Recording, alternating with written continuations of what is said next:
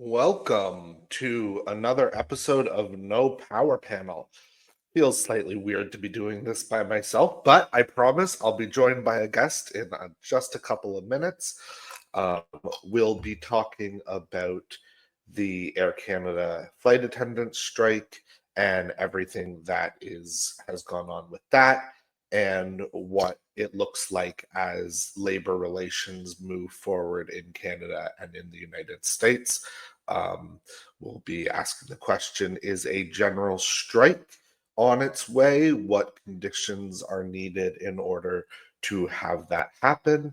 And how is AI going to affect whether or not labor relations continue to be slightly strained as we move forward?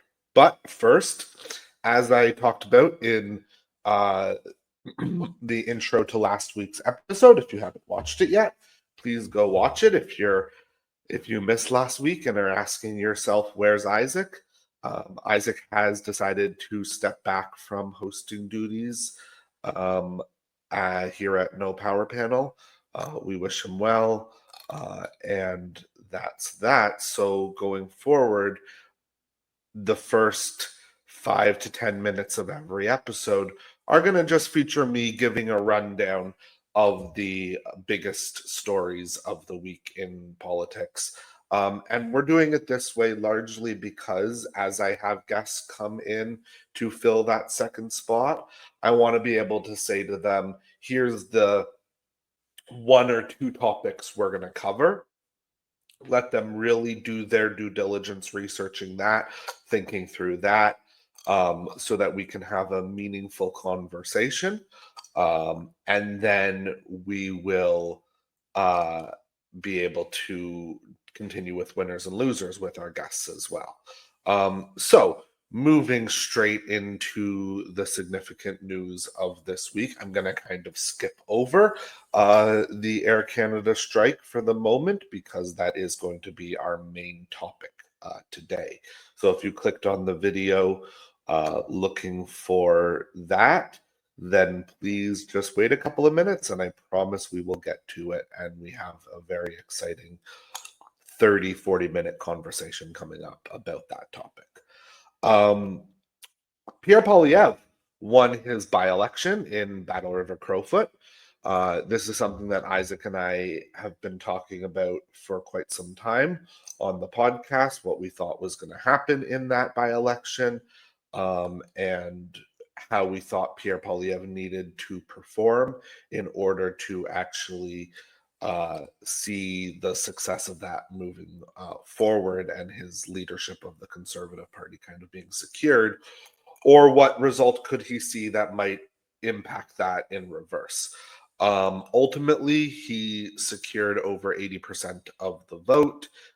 It was not very close. The closest competitor to him was Bonnie Critchley, who we have talked about previously, and she got just above 10% of the vote. So there are possibilities in the future for her, but going forward, it does look like Pierre Poilievre has done what he needed to do in order to secure the support for his leadership continuing on. That by-election did not see him suffer the kind of loss that would have needed to take place in order for it to really impact his ability to continue controlling the Conservative Party in his own image. As we move into the fall session of Parliament, we'll see how things continue along those lines. Of course, the Conservative Party is very famous for eating their own, and I wouldn't put it out of the realm of possibility that the caucus or the larger party still comes together in the lead up to the January leadership review or in the aftermath of that, to say to Poilievre, look, here's the door. But for the time being, at least, his leadership appears to have secured itself. So we will continue to keep a watch on all things that happen there. And maybe we'll have a guest in the future come in and we'll do a little bit of a deep dive on Poilievre. So that is where that story is currently standing. Congratulations to him for his victory, and hopefully he never wins another electoral victory in his life, because he does not deserve to. He's a terrible person, and I stand by that. Okay, moving on. The next big news of the week is the Texas gerrymandering. So Texas passed their gerrymandered maps to pick up 5 additional Republican seats. This was ordered by the dictator in chief, Donald Trump, and Greg Abbott complied because he's a coward with no courage to stand up to the dictator in chief. So Texas now has broken precedent. Gavin Newsom has passed a law in California to allow for essentially a referendum in November in California to redistrict the state with new maps where the Democrats essentially pick up 5 additional seats. There's a number of other states that are looking to do the same kind of thing. And the reality is that this is not democracy. Gerrymandered maps are not democracy. They are not democratic. Of course, it's a good thing that the Democrats are fighting back. They absolutely need to. And I encourage them to do so, because if the Republicans aren't going to play by the rules, then the Democrats shouldn't either. But let's at the same time remember that at the end of the day, what they need to do is have commissions to set fair maps, and that when the Democrats take back control of Congress, that needs to be item number 1 or 2 on the agenda to prevent this kind of thing from happening in the future. Just get rid of the state's role in this process altogether. It shouldn't be there. It's not fair. America is one of the only places on the planet where politicians pick their voters, not the other way around. That should change. So as a part of doing that, though, I want to specifically mention Nicole Collier, who is a Texas state representative, a Democrat. She was one of the Democrats who fled the state, because to deny the Republicans quorum in order to not be able to pass this for a number of weeks. She eventually returned, like a number of Democrats, and the Texas Republicans in the state house essentially said to the Democrats, you need to sign a slip of paper giving the Texas Capitol Police permission to trail you home, to follow you, to surveil you, to essentially have you under house arrest during the length of the special session. And Nicole Collier refused to sign that permission slip. She spent a number of days in the Texas legislature. She had to sleep there at night. She could not leave. There were armed guards outside preventing her from leaving unless she signed that permission slip. That is the absolute antithesis of what should be happening in a democratic republic. The United States has gone full on fascist. This is the behavior of a fascist government, surveilling, arresting, threatening your political opponents is literally one of the hallmarks of fascism. And the fact that Nicole Collier stood up to it is incredibly impressive. The fact that a number of Texas state Democrats were willing to sign the permission slip is incredibly worrying. It's a sign that they are folding to this extremism. There should not have been a single Texas Democrat who was willing to endure that. It should have been all of them there. They should have done what Nicole did, and she is a hero and a very good candidate for winner of the week for having done this.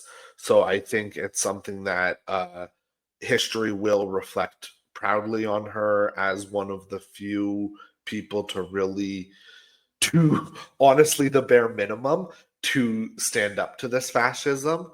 Uh, but at the end of the day, it is what it is. Um, so that is where things stand there. Good luck to the democratic states that are going to be trying to take on this fascist government in the United States. It really is something that we need to be holding out hope for these state level Democrats to be doing the right thing. Um, and we'll see where that goes. In other news, back here in Canada, Mark Carney has dropped a large amount of Canada's retaliatory tariffs against the United States. Essentially, everything that was being tariffed that is a CUSMA compliant good is now no longer being tariffed. This is an action that is being given mixed reactions. Businesses are saying that this is a good thing.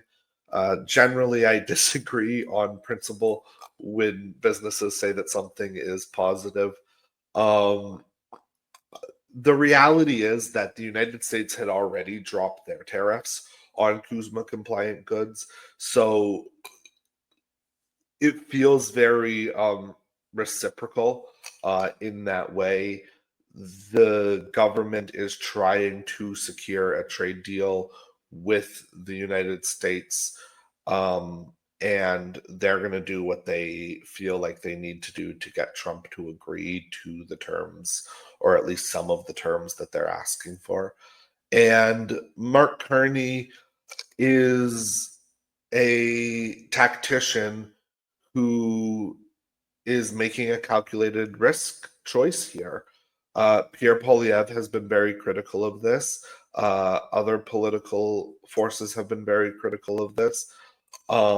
It takes away a little bit the image of the elbows up Mark Carney that he was trying to present as in the campaign. But at the end of the day, we'll have to wait and see what happens. I think that this was a mistake. I think that when fascists are at the gate, you should do everything you can to fight the fascists. I think that we should be tariffing and sanctioning Israel as well as another fascist state. And the reality is that Mark Carney doesn't agree to a large extent with my take on that, and we'll see where it goes. So that are the three kind of major news stories of the week I wanted to touch on. The one last thing I want to say is that I just saw a video of one of my favorite Canadian political commentators, who is Steve Boots, saying that he was hanging up his hat, as it were, to go back to the classroom and go back to teaching. I grew up with a teacher father. He's going to be my guest in this episode. I have a huge amount of admiration and respect for teachers. And if that's what Steve feels like he needs to do to bring the best possible life he can for himself and his family and for his own well-being, then that's good for him. And I wish him well, and I just wanted to make that note because he's one of the people that kind of influenced me to get No Power Panel started. So hats off to you, Steve, and hopefully we'll keep seeing you out in the streets fighting for the left and what's right. Thanks, everyone. No suits, no script, just heat on the mic. Noam's in the chair, calling out the hype with guest co-hosts, keeping it raw. Politics, power, no holds barred. It's No Power Panel, we say it loud. Crack through the headlines, cut through the crowd, laugh through the chaos, burn through the spin. If you're not angry, are you even tuned in? This is the No Power Panel. Let's begin. Welcome back to No Power Panel. I'm now joined by a very special guest, my dad, Uh, Tim Udding, who is a retired educator, uh, particularly in Canadian history and politics. And so he is going to be joining us today to break down the major news of the week in Canadian politics, which has been the strike of the Air Canada flight attendants that I briefly touched on in the introduction, and kind of where that places us in the trajectory of the labor movement in general in Canada. Thanks for joining us, Dad. I am very, very proud to be here with my son talking about politics Well, and thank you. history, actually, because of the historical significance of this too. Absolutely. Um, so let's just kind of briefly go over exactly what happened, which is that the flight attendants last week announced that they were going to strike. And within 12 hours of them announcing that, Minister of Families and Jobs, Patty Hajdu, announced that uh, she was going to be asking the CIRB, the Canadian Industrial Relations Board, to intervene to invoke Section 107 of their regulatory statutes, which essentially allows them to order the parties to keep working at the current contract while binding arbitration takes place. The CEO and the Board of Air Canada were very quick to accept this decision, and the CUPE representing the flight attendants not so much. And so, for I think the first time in quite a few years, a union defied the orders of the CIRB and continued to strike. Um,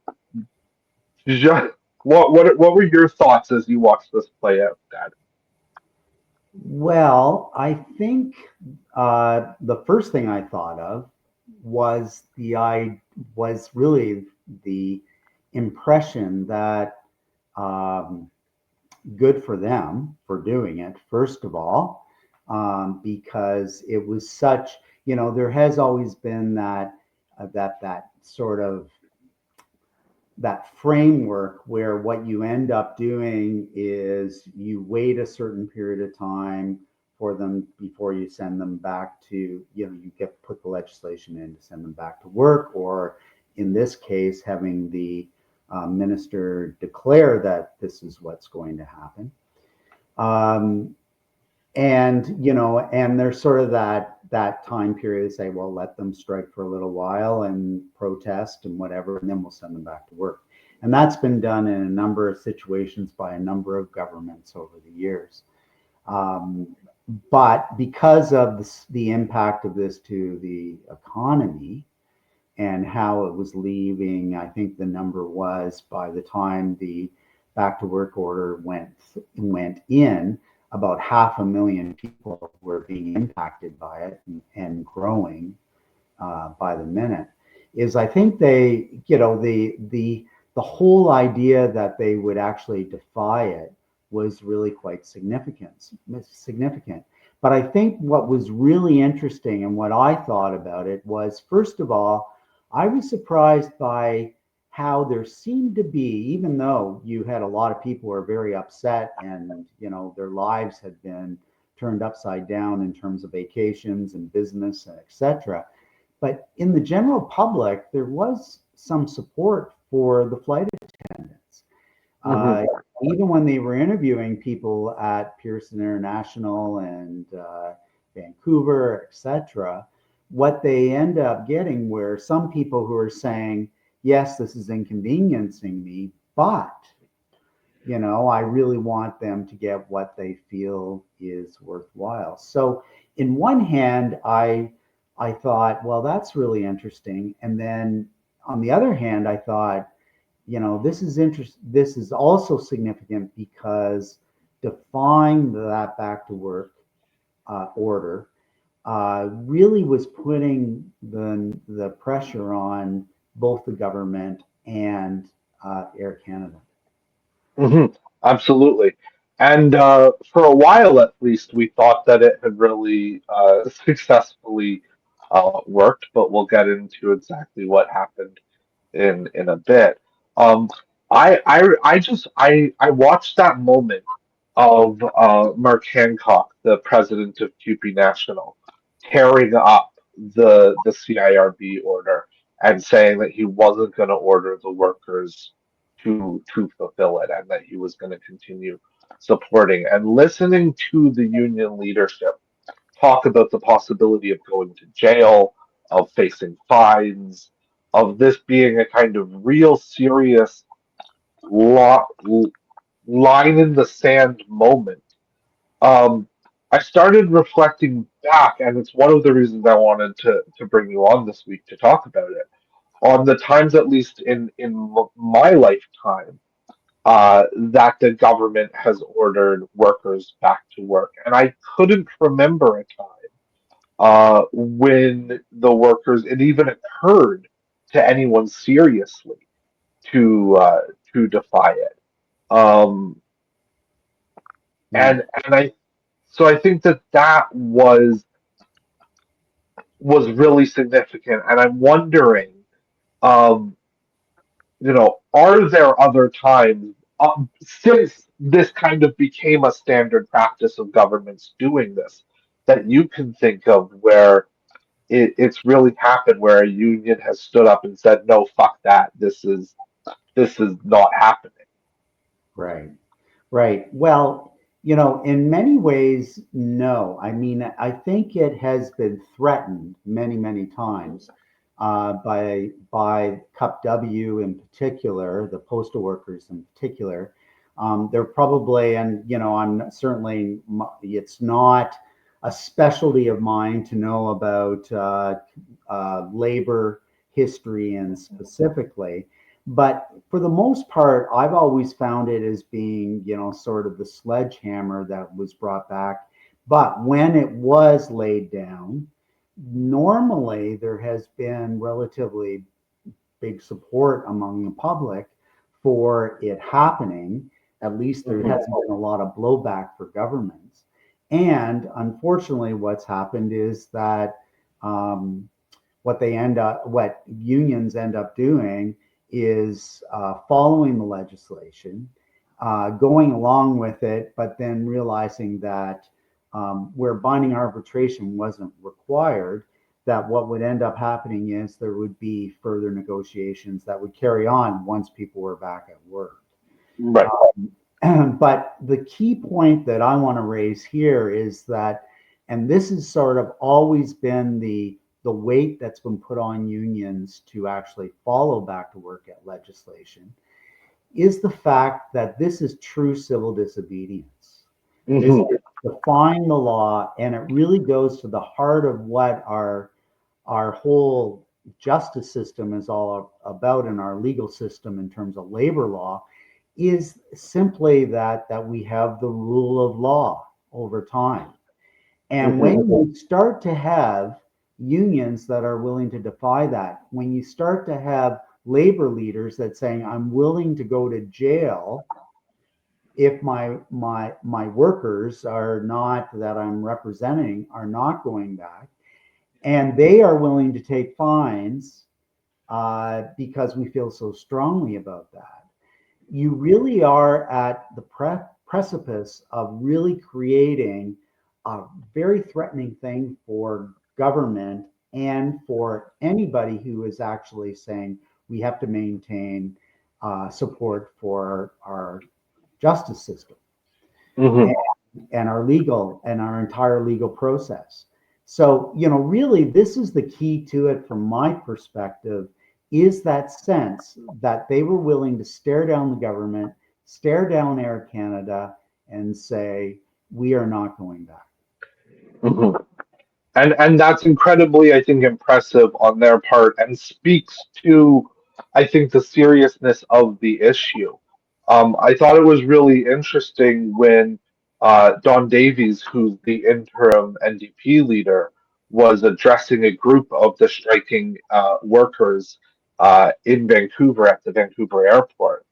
And he kind of spelled it out very plainly when he said that, because really what they were fighting about here was the fact that from the time that you are interacting with the flight attendants, from the time that they show up and start doing their job, all the way until the plane is taxiing down the runway, they are not being paid.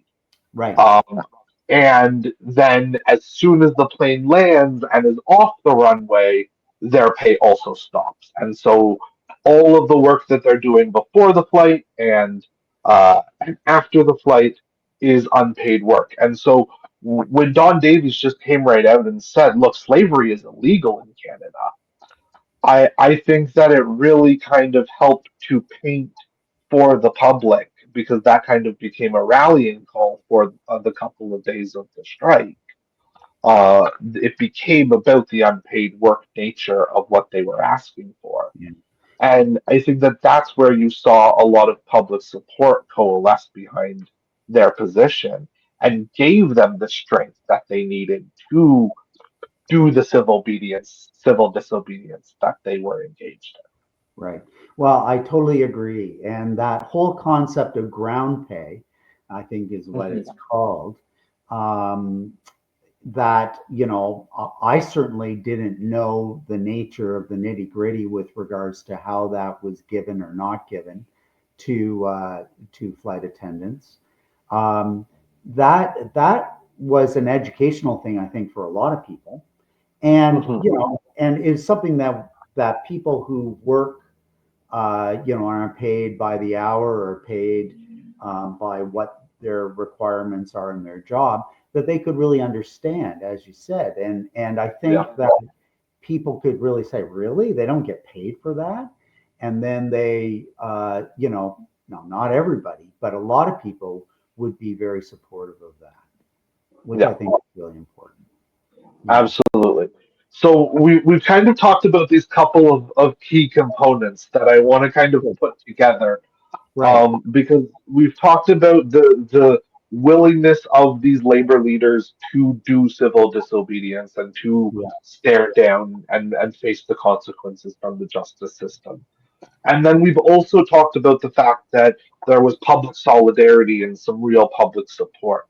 I think in doing kind of my research for this discussion, what I really started to find was that the last time that these two components really fused together in the labor movement in this way was in the progressive era of the 1910s, as unions were really kind of cementing their power in North America.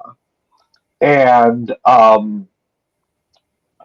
I that decade ended in Canada with some of the longest, strongest labor action that we've seen in the Winnipeg General Strike, the Vancouver General Strike. I jotted this down, there were, in 1919 alone, there were general strikes in Winnipeg, Vancouver, Toronto, Calgary, Edmonton, Victoria, Brandon, and Amherst. The one in Vancouver is the longest strike in Canadian history. Right. And that progression between when that really campaign for a general strike really started was 7 years. The first real public calls for a general strike were in 1912. It took until 1919 for it really to happen. Right. We saw in the aftermath of the strike that the UAW went on in the States a couple of years ago, at all three of the big three. Shawn Fain, who is the international president of the UAW, started calling for unions to all internationally um, join up with their next contract expiration for the same date, which is May 1st, 2028. And since then, there have been dozens of unions that have all signed up for that date as the day that their contracts are going to expire. Mhm. Um, and so I'm wondering, do you think that these are the types of grounds that could make for a general strike like the ones in 1919 that kind of pushed labor rights forward pretty aggressively at the time? Well, with hazarding to give a wishy-washy answer, which I don't want to do, I think that there is yes and no to that question. And I'll just sort of give my perspective on the two. First of all, Mhm. that whole period around leading up to the Winnipeg General Strike, where there was a great deal of labor unrest. I mean, that happened for a number of reasons. You had Mhm. immigration had come from Eastern Europe and Central Europe, where there had been as well as Great Britain, where there had been labor movements that had really developed during the 19th century, and you also had World War One coming in that period from 1914 to 1918. But you also had an incredible industrial expansion in the United States, and as in a shadow, Canada also, and that all led to the ability for workers to feel empowered to actually force their opinion. Mhm. And I think that in many ways, that's what you always have to look for in terms of whether you have a successful union protest or trade union protest of some sort. Um, you need to have that ability to show that you've got weight and power behind what you're doing. Certainly, coming together and coming as a conglomerate and being a large group, you can really force your issue much more significantly. And it is a great threat to business that you have to do it. The key would be in the 2020s for us to do that, or leading up to the 2030s, is the fact that you have a great deal of weight in terms of how it would impact the economy. Right. And we know that it certainly would in terms of the auto industry. That definitely would be the case. The danger in it is that there are a lot of factors that are going to threaten, and I think, workers to feel like they really do have that confidence that they can actually really stand up to large companies and organizations. And the two that I would say most is there's still the ability for lack of a better word, third world countries to take those jobs and gut them from the North American as well as the European, central industrial complex in those Right. countries. The other one is artificial intelligence and the impact that AI is going to have on employees' ability to actually impress their desire for better working conditions is really going to be impacted. And it's a brand new variable that I don't really think necessarily the labor union has really got a hold of yet. In just to finish off, in terms of flight attendants, um, it's one of those labor intensive jobs where you definitely have to have flight attendants on those planes. AI is, we're not at the point of them doing it for you. But there are a lot of manufacturing jobs that are really potentially going to be threatened by that. So I would say, just going back to what you were saying, yes, there are some factors that are all coming together in our economy that lead to the fact that you could have very significant labor unrest in the next number of years. But you also have a number of factors that are still threatening the labor movement, and they have to be very careful of that. Absolutely. I think that makes a lot of sense. The point that I would make is that I think that the reality is that yes, AI is a large threat to these jobs. I think that that's almost why you need intense labor Mhm. action before it gets to the point that a lot of these jobs can be fully automated, because these are likely the last 4 or 5 years that workers have this kind of significant power to disrupt the economy. And so Right. I think that you almost need to increase the force with which you are exercising your power as a labor force in order to actually not have the kind of disruption that AI threatens without some intensive action taking Right. place. Right. Um, so it's this double bind of going, how far has AI already progressed? Um, but how much power do the unions and do laborers and workers still have? We talked a lot about Isaac and I when Mark Carney's federal cabinet was announced.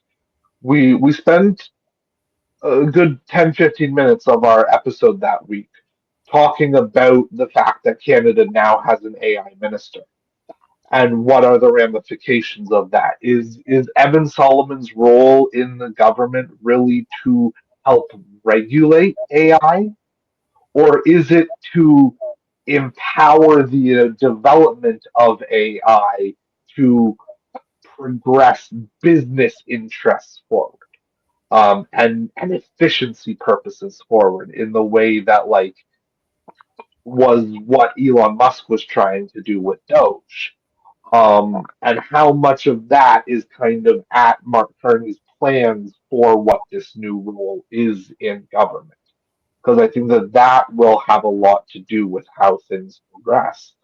I think another thing that has a lot to do with the signals that Mark Carney has sent in terms of how he deals with labor issues, in addition to trying to get this strike broken, was when he appointed Patty Hagedoo, he made it so that Canada lost its labor minister for the first time in, I think, when Isaac and I looked into it at the time, it was over a century that Canada had had a federal minister of labor in the title. And she is now the Minister of Jobs and Families. And I think it says a lot about Mark Carney's view of the economy, that it was more important for him to have that title be called jobs than labor. Yeah, I do see that. I mean, in some respects, what's in a name? I think that's, one thing to look at. But I do think that, labor does and has always sort of, um, it's been sprinkled all through. I mean, just by nature of the economy, it's sprinkled Mm-hmm. all through and a number, if not almost every portfolio in the government. Um, but I think it certainly does make a symbolic statement of the role and what, and focusing on the idea of, jobs themselves, not careers, not macro perspectives on the whole labor portfolio. I mean, it's sort of an interesting thing. I think that my answer to your question about Evan Solomon as the minister in charge of AI, I guess what I would say about that is, and it's probably cynical, but I think probably a realistic thing to say, is you might just call him the minister of tweaking, because we're just going to have to follow what happens in the United States and other parts of the world with regards to artificial intelligence. You might put up some stopgaps. You might you might sort of try to help it expand certain industries and whatever, so that Canada maybe plays a larger part and has a larger piece of the pie in those. But the bottom line is that in Canada, with regards to AI, we just have to play along with what the bigger boys and girls are going to actually be dealing with. And we will have to see how we can integrate it more into our economies, so that we don't lose jobs, we don't lose parts of our economy that get shifted over to other countries or other places, or held in the United States. And it's just it's a big concern. I think what I would say is we're on the precipice of a great deal of concern for individual jobs and our whole concept of what labor means in Canada moving forward. Absolutely. Yeah, I think that makes a lot of sense. I think that there was a mistake made in the Industrial Revolution with the labor movement strategy. And they obviously had no way at the time of knowing that this in future would be a mistake. But I think too much emphasis was put on um, the immediate needs, and not enough emphasis in negotiations was put around um, how to actually take advantage and make sure that workers saw the advantages of the automation that was taking place. Right. Right? And so I think that with AI now, it should be less about necessarily saving individual jobs and less about kind of individual exact details of contracts, and Right. more about who is actually going to be advantaged by the automation that AI allows.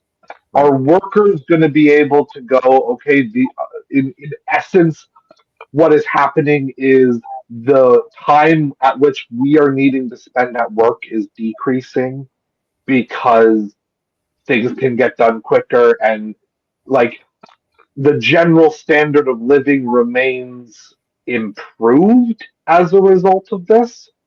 Or is the idea that companies are going to force fewer workers to use new technologies to advantage the company's bottom line, but the workers that remain are still going to be working 5 days a week, 40 hours a week, um, and not actually taking advantage of the fact that at work right now I can get more done through just the technology that we do have already than I would have been able to get done 10 or 15 years ago in the same job. Right. Right. Well, it really is a restructuring of the economy that's going to happen. And I can imagine that governments are really concerned about what it means, because there is going to be automation. There is going to be the means to provide for lesser workers in the workforce. On one hand, it might resolve some of our problems with population decreases of younger people versus older people. But on the other hand, you're still going to have a hell of a lot of people that are going to have a very difficult time getting a job. There's going to be certain jobs always that we're going to need, because manually they need to be done. AI can help, but it can't do completely. But it is, so I guess it is a real fear. It's got to be a fear among governments. It must be a fear among labor unions. And the implications for business can be, extremely accruing of greater wealth, but at the same time, the threat of your labor force being more emboldened, as the flight attendants have shown, makes it so that they're going to have a rough ride in dealing with people when they don't feel that they have when their control of their jobs is much less, and in a sense, people feeling powerless. Absolutely. The Yeah. last thing I want to bring up before we move into winners and losers is what the actual tentative agreement with the flight attendants and Air Canada is, Right. which is that they will now be compensated uh, for 60 minutes of ground work Mm-hmm. at 50% their usual salary. Mm-hmm. Um, So I mean, it's not nothing. They also are getting a slight wage increase every year, 2 to 3% a year Right. for the term of this contract period. Yeah. The point that I found interesting was that the only piece that they are actually voting on is that wage increase. The groundwork segment is locked in. It is already decided upon. There is no further negotiation. They do not get to vote, the individual workers on that. And for the campaign that was presented being very much about the unpaid work that they were doing, I'm not sure if I was a flight attendant, I wouldn't be voting to X this deal and say no, bring us one that like, even though that's not actually what they're voting on, until that piece changes, Yeah. do they just take the win that they got at this point and go, okay, at least it's something. It's a new industry standard of something better than nothing. We can try for more next time. When when you're a worker who is weighing, as somebody who has voted in union negotiations before on Right. tentative agreements, when you're a worker, how do you weigh that balance in your head between going, they got what they could, and no, it's not enough. This is ridiculous. Right. Well, I think you've nailed it directly in terms of, for myself, when I ever voted on a contract, I always was, I sort of was trying to read the room as to what was the feeling that people are coming across. Like I've been in situations where, really felt that we got a fair deal. I've been in situations where I felt that there was no way the federation that I belong to, which is essentially a union, should have brought it back to us to decide upon. Um, and I've also been in situations where, really felt like we got the better of the government in terms of the particular situation. And I guess the way that I always decided in some respects was, if I really felt that it was going to pass, but I really felt disgruntled with what I thought we were getting, and I thought that, Mhm. and even to show my own union that they shouldn't have brought it back to us, I voted against a number of contracts where they did pass rather handily, but I was still wanting to make the statement to not only my employer but also to my union. So, I think that in this situation, I think that there are going to be many flight attendants that are going to feel they're going to have a mixture of emotions in that regard, because in Mhm. my view, it should never have been brought back to them if they felt that people were not going to be supportive of it. Because, not having a right to actually vote on that piece is problematic. Yeah. Um, so I guess the final thing I would say about it is, I think the flight attendants are in a very difficult position. I think I'll be very, very, very, very surprised if they don't agree to it in large numbers. But I Okay.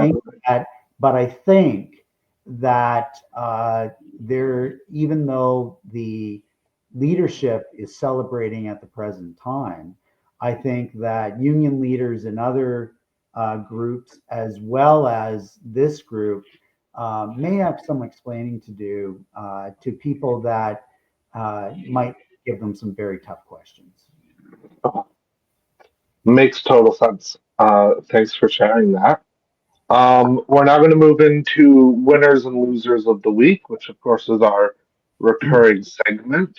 Right? We do release winners and losers of the week as their own YouTube episode on Fridays, Right? and then they're a part of the full podcast.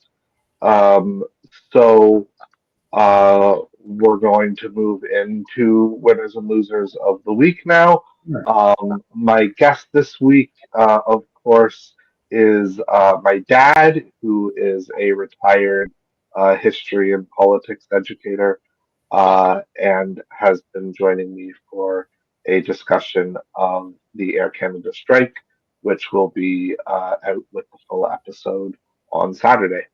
Um, so, generally, we go with losers of the week first, and then we'll end with winners. Do you have a loser of the week for us, Dad? Yes, I do. I have a loser of the week, and I think this loser could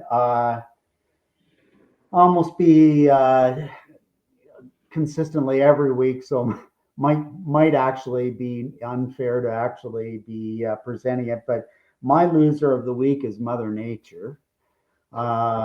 I think that again this week we've seen a number of things happen with regards to wildfires, with regards to severe storms, with regards to decisions made on the part of the government in the United States, in the province of Ontario, and by the Canadian government, and moving forward with economic decisions that really may have short-term, again, just like we were talking about with labor unions, might have short-term benefits, but there are going to be long-term implications.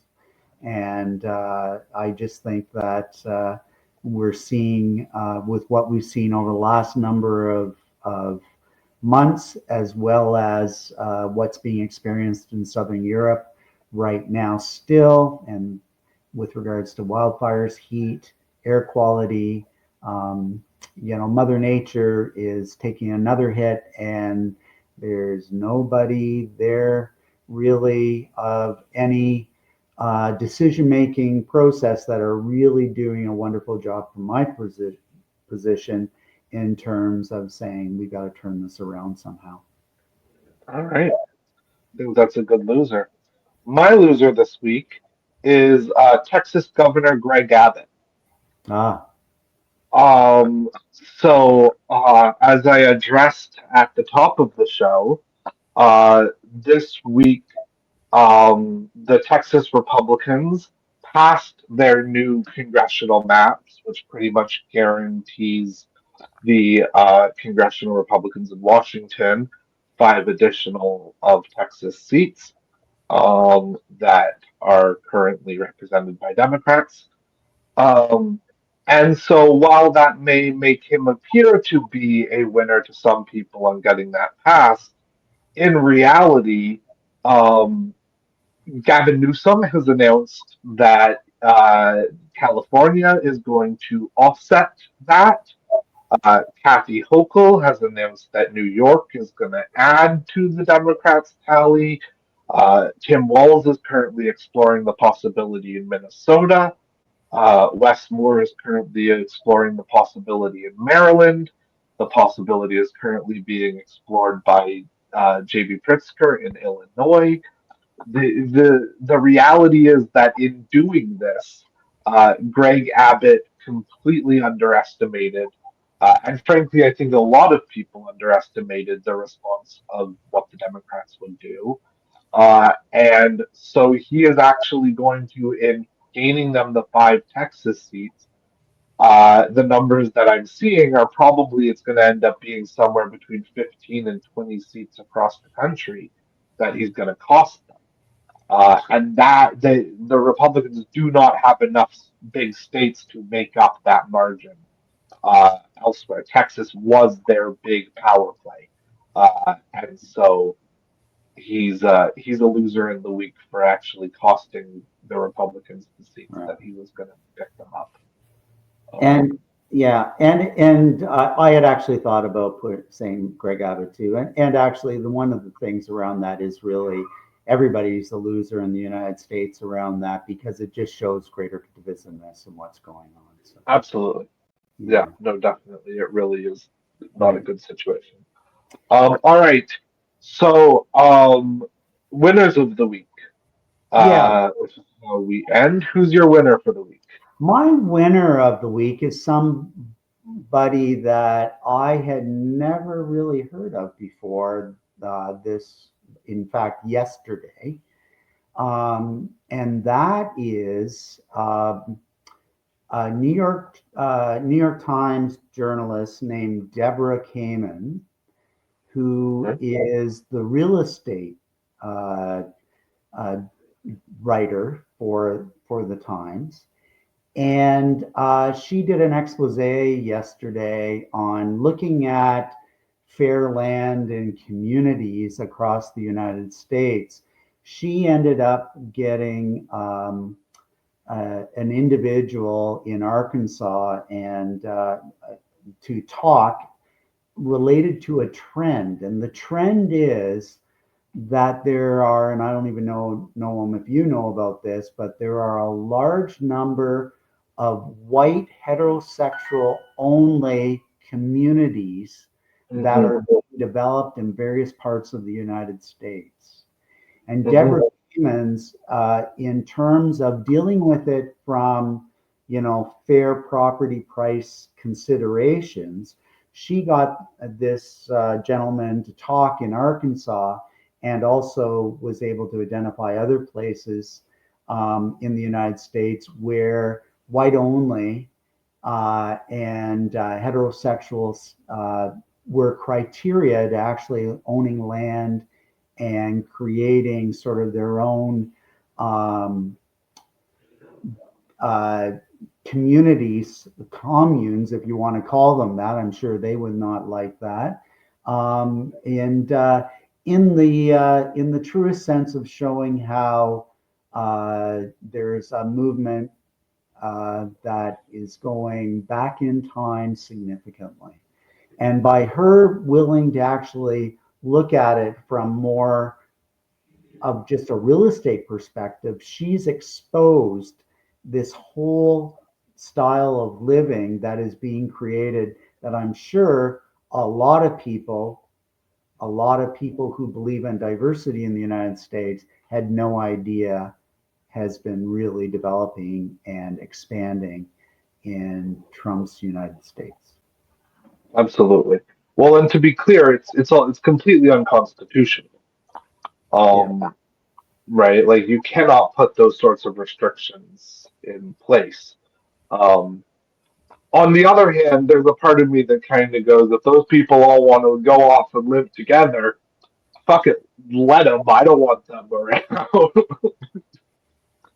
Well, it says something really, and we've also had our own circumstances that have been identified in Canada this week too, where individuals are trying to take land ownership for other purposes too. So, without getting into it, but it is a big concern, I think, for anyone dealing with North American culture. Absolutely. No, it's a very valid winner, and she's very deserving. My winner for the week is Mark Hancock, who is the president of CUPE National here in Canada. That's the Canadian Union of Public Employees for any of our foreign listeners.